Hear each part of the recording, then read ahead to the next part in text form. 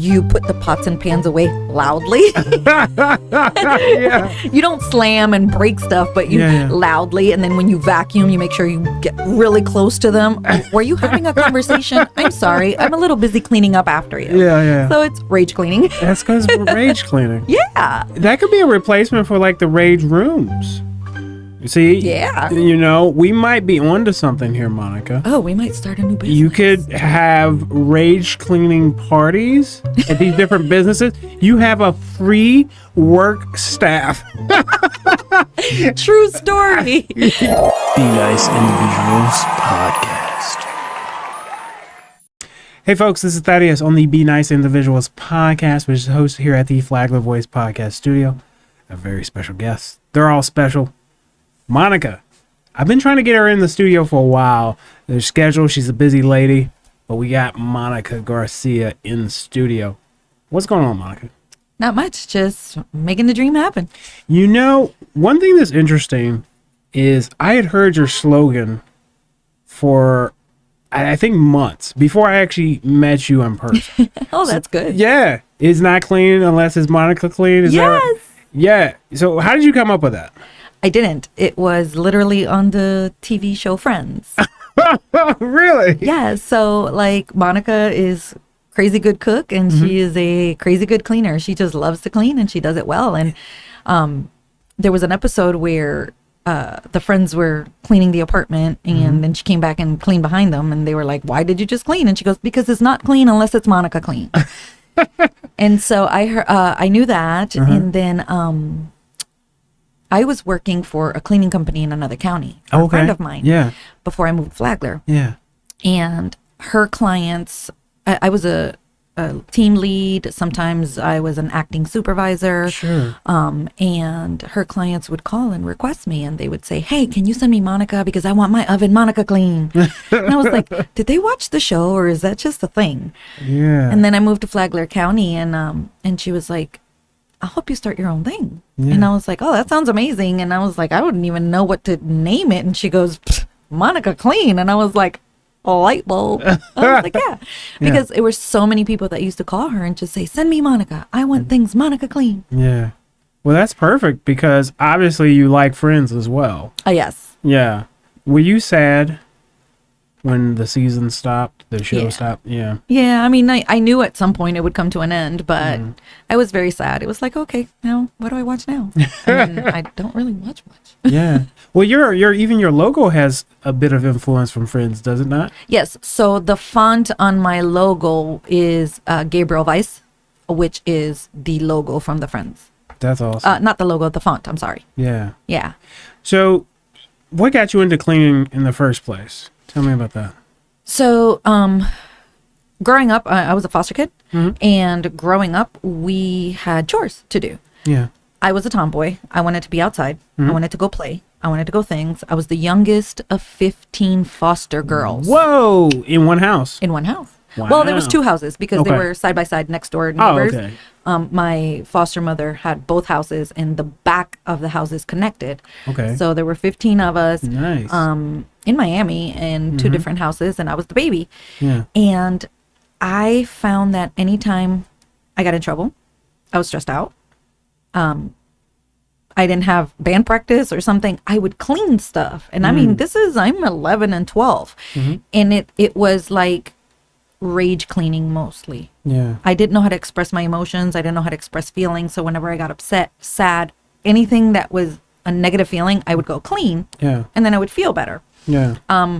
Fast forward in my 20s as an adult with a young child, I didn't clean much. I was just like, I would organize, clean my shower, but it wasn't like I would spend special time. And I was like, I need to do better about this. So as my daughter got older, I started teaching her to clean and never thought about it as a career. I went to college. I became a correctional officer. I've had a lot of jobs. Yeah. Just trying to find my what. And throughout all that in my personal life, if I had a death in the family, a friend, a fight with a friend, a breakup, I would clean.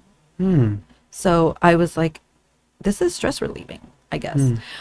People ask, do you love to clean? No, I don't. Right. I'm good at it. I am so good at it. The attention to detail. but it's not something that I'm having a great day off, so I'm going to go clean. Yeah. That's not really it. I mean, I want to be on the beach. I want to go watch football. I want to go do something else. So when people tell me I love to clean, I go, do people really love to clean? Really? Yeah. I am really good at it, and it is a stress reliever. Yeah, it's like therapy. I've heard that before.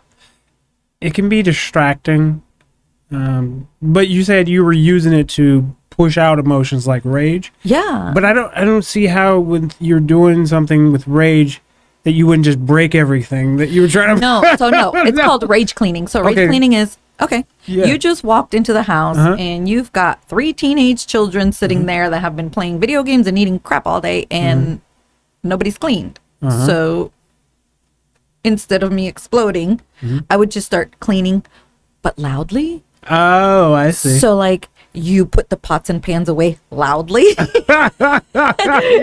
You don't slam and break stuff, but you loudly. And then when you vacuum, you make sure you get really close to them. Were you having a conversation? I'm sorry. I'm a little busy cleaning up after you. Yeah. So it's rage cleaning. That's because rage cleaning. Yeah. That could be a replacement for like the rage rooms. You see? Yeah. You know, we might be onto something here, Monica. Oh, we might start a new business. You could have rage cleaning parties at these different businesses.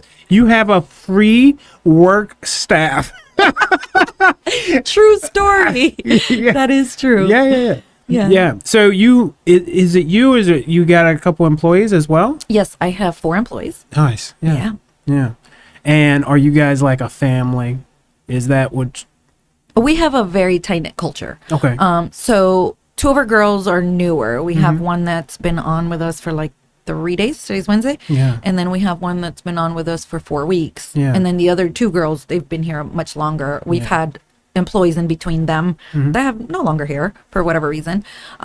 But they, we have a very tight culture. So we have monthly and quarterly employee meetings, and we cover different things at each one. And my girls are like, don't take a job off of my schedule to schedule an employee meeting. Like, we can do an employee meeting after hours. Yeah. So what we do is we go to a local restaurant. I don't know if I'm allowed to mention them, but we go to a local restaurant, and they know me. They walk in and they're like, you could have the round table in the corner. And I'm like, thank you. They know we are great. I'm a great tipper. Yeah. We order food and we sit and we talk about what is your gripe this month, this quarter, what is going on, what can I do better? What can we do better? Yeah. And then we talk about, challenges. Oh, this client's house's new bathroom is challenging. Okay, let's find a solution for that. But we sit there and we talk about it with food, and we laugh and we have fun. And we try to keep that culture. So we have a very family-oriented culture. It's so funny because I was on the phone with my employee on the way here, my trainer and team lead, and I'm getting off the phone, and I was like, okay, I gotta go because I got a meeting at 2:45. And she was like, all right, have a good day. And I was like, okay, I love you. And she goes, I love you too. And I hung up, and I was like, I just told my employee I love you, and I don't know if that's an HR issue. Well, you are HR. I am.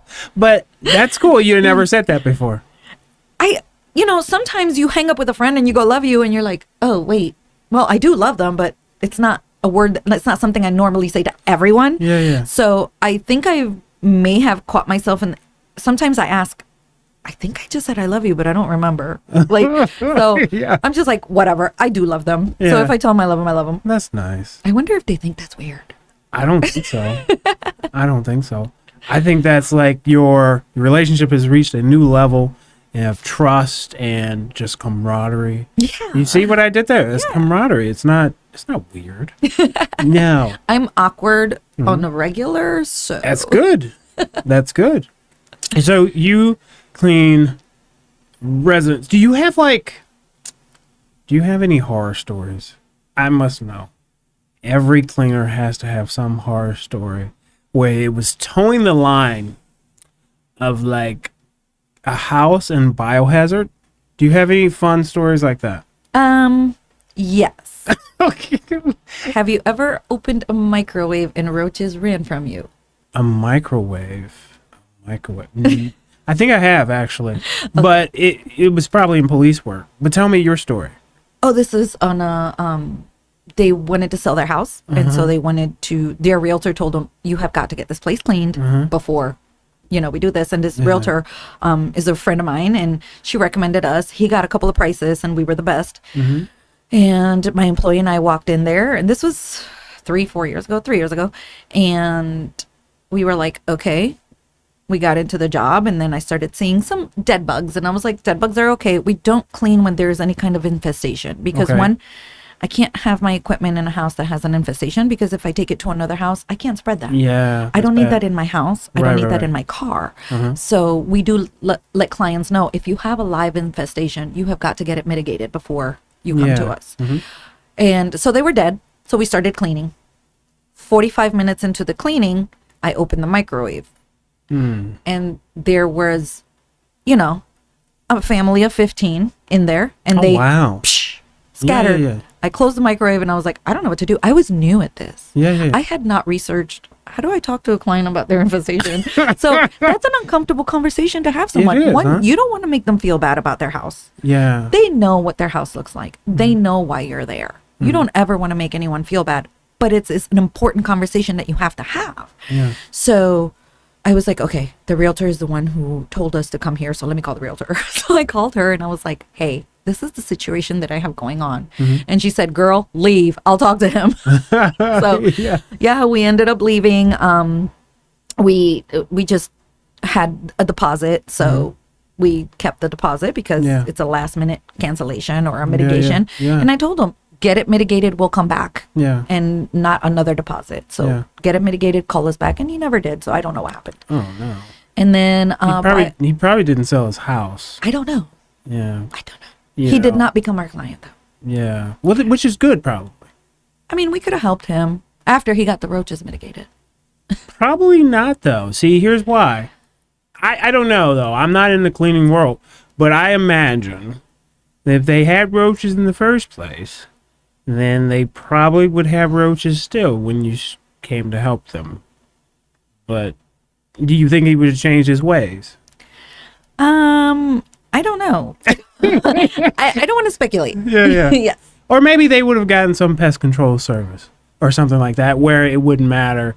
The roaches would be dead, and so you can go in there and clean. Exactly. Yeah. Any other interesting stories? I did have to do a biohazard cleanup. We don't do biohazard cleanup, but I had to. I did it. Yeah. My daughter went into labor at home. Oh, wow. And her baby was born on her bed in her bedroom. Oh, okay.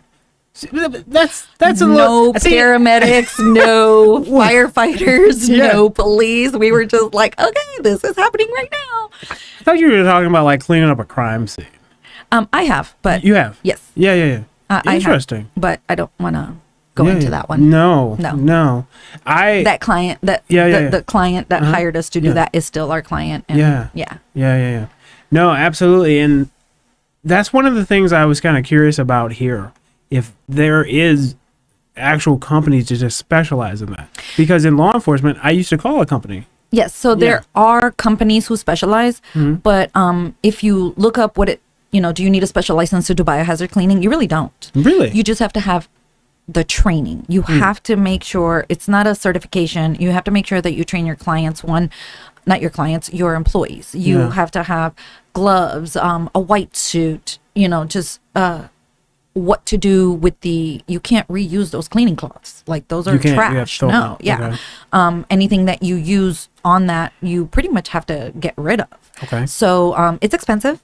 A lot of people don't want to pay the price because not only do I have to charge the price of the cleaning, I also have to charge the price of replacing my equipment after I do the biohazard cleaning. I see. So a lot of people don't take it on. It is very expensive. And another thing that derived me from getting into biohazard cleaning is, God forbid something happens in someone's house, whether it's a natural death, whether it's a home invasion or, a murder or anything like that. Right.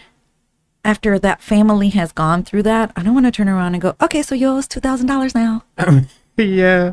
Yeah, like my services are meant to make people feel happy. Yeah, absolutely. I want happy. I want funny. I want like, hey, ta-da, your house is clean and you didn't have to do it. Yeah, Monica Clean. Yeah. Yeah. So your house is Monica Clean and you didn't have to do it. Yeah. So that's where we like to, Positivity. Yeah, positivity. And not that the people who are going through stress don't need a cleaning, but sure.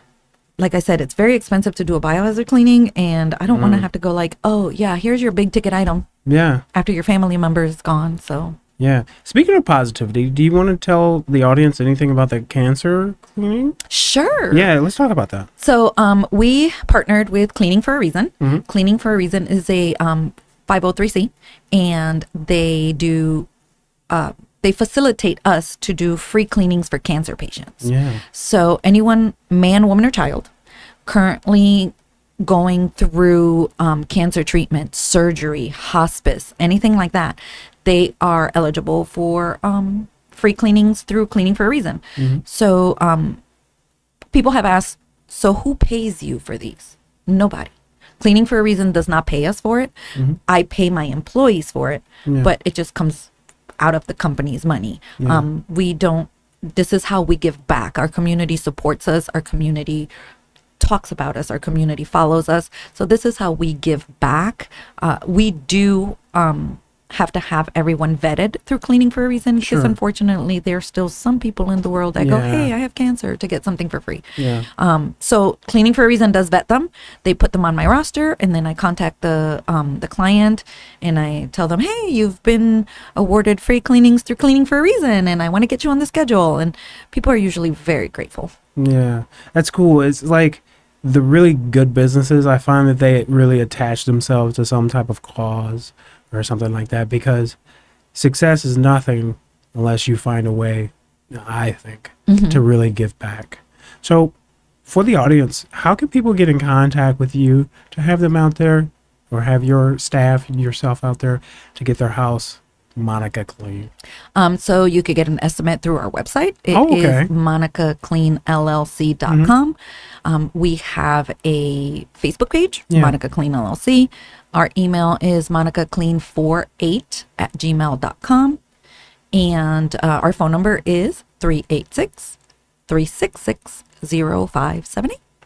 I have a question. Sure. So for the quote on the website, is it by like square footage or? Yes. So we don't charge by the hour. Okay. We charge by the square foot and the dirt code. So a dirt code from 1 to 10, and it is on our website, and it's a description. When people go, well, I don't know, on a scale from 1 to 10, I don't know where my house is.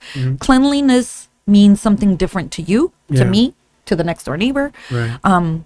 So we have a chart on our website, and it lets you look at it 1, 2, 3, all the way through 10 to see the description. And there is a description of each number, so people can look around their house and go, oh, okay, well, I think I'm a 3, or I think I'm a 5, or we've had people go, I think I'm a 30, and I'm like, no, you're not. Well, at least they're honest. Yeah, they are. When they say something like that, I'm like, I'll go look at it. We don't do walk-through estimates unless it's an absolute. Sometimes we have people who are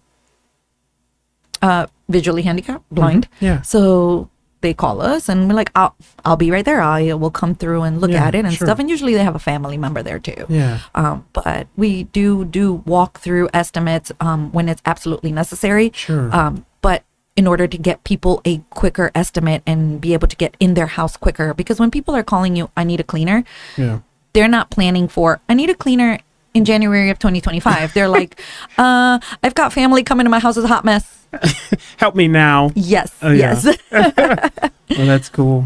It's excellent that people can go right there on the website, get that estimate. They will get the possible cost right there too? No. They won't. So they put in the information that we need. I like to talk to everyone before I send them a number. Okay. There are a lot of times where I can't get a hold of the client.